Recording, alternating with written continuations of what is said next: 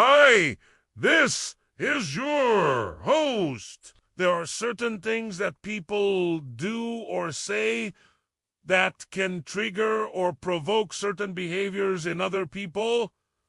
These are called behavioral triggers. For example, if someone calls you a name, you might get angry and strike them. Or if someone takes something that belongs to you, you might feel betrayed and walk away from them. These are just some examples of behavioral triggers. When it comes to crisis situations like the one we're currently facing, there are certain things that people do or say that can trigger certain behaviors in other people. These behaviors can be either positive or negative. So it is important to be aware of them so that you can avoid saying or doing anything that might provoke a negative reaction. One of the most common behavioral triggers in a crisis situation is when people feel like they have lost control. When people feel like they have no control over their environment. They may become more impulsive and make decisions without thinking about the consequences. This is because they are in a state of heightened emotion,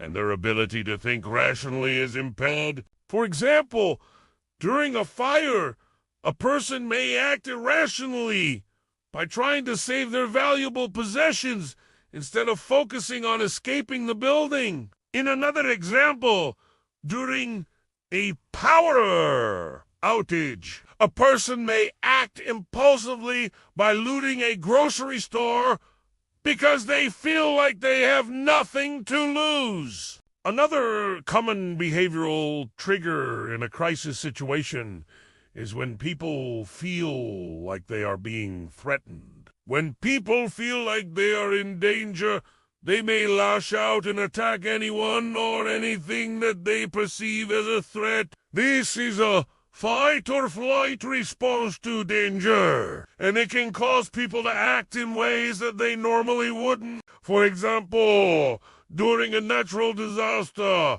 a person may attack someone who is trying to help them because they are in a state of panic. It's also important to note that some people may exhibit positive behaviors in a crisis situation. These behaviors are often characterized by increased levels of altruism, cooperation, and helpingness. For example, during a community crisis, a person may feel compelled to help their neighbors or donate to a local charity. Overall, it's important to be aware of the different behavioral triggers that can occur in a crisis situation. By understanding what can cause people to act in certain ways, we can better prepare ourselves for these situations and hopefully avoid any negative outcomes. If you found this video helpful, please don't hesitate to share it with your friends and family. Thank you for watching!